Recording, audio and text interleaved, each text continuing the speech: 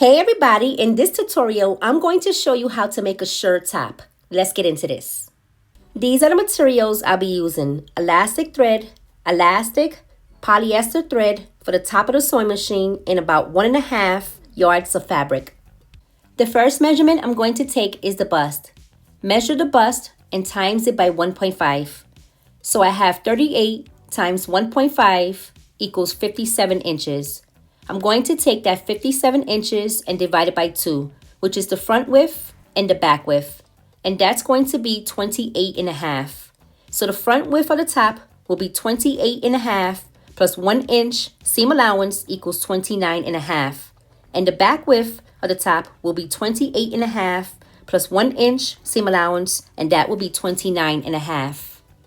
So 28.5 plus 1 inch equals 29.5.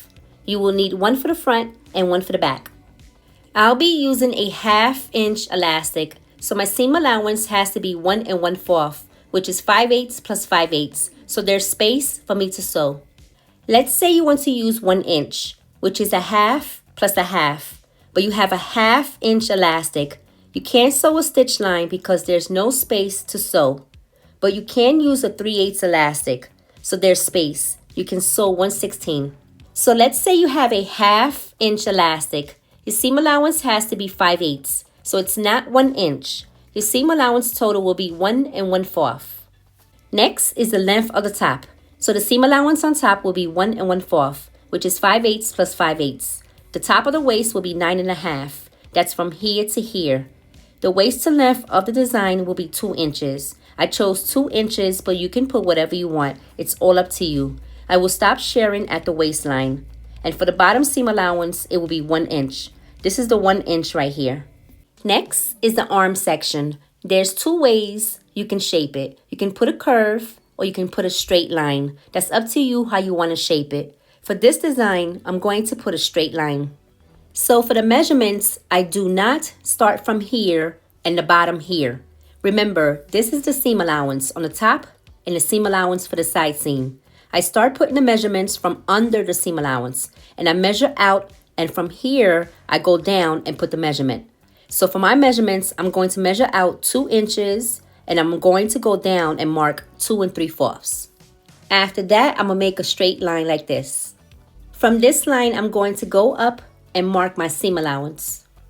My measurements will be 2 inches across and 2 3/4 going down. Next up is the sleeve. I'm going to make the off-the-shoulder sleeve. The measurements I'm going to need is the bicep circumference and the sleeve length.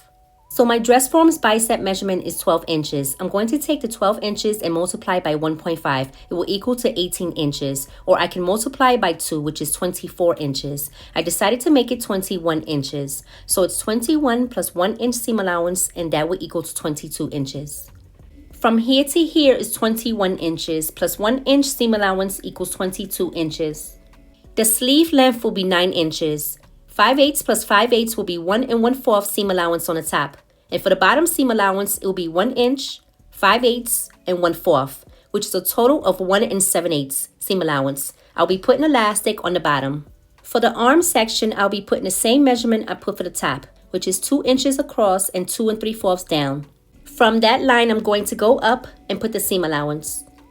Now I'm going to show you how to sew the bottom of the sleeve. You can use a chalk or a fabric marking pen to mark the lines. The first thing I'm going to do is fold over 1/4. Then fold it over 1 5/8. And I'm going to sew right at the edge about 1/16.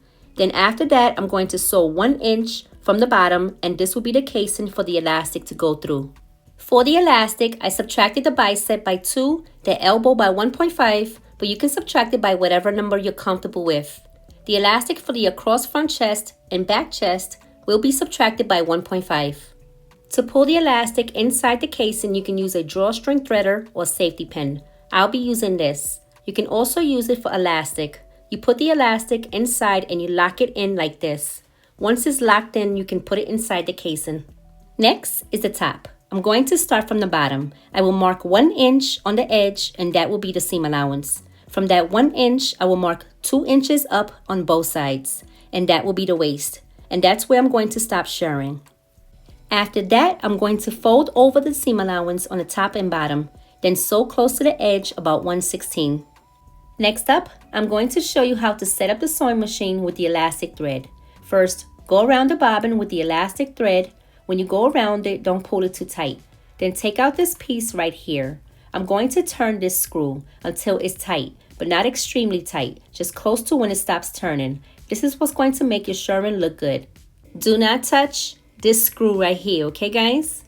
When you put the bobbin in, you're going to notice that it's tight, and that's how it should be. Usually when you put the regular thread, it's loose for sewing. To mark the lines, you can use a fabric marking pen, chalk marker, or you can use the edge of the presser foot on your sewing machine.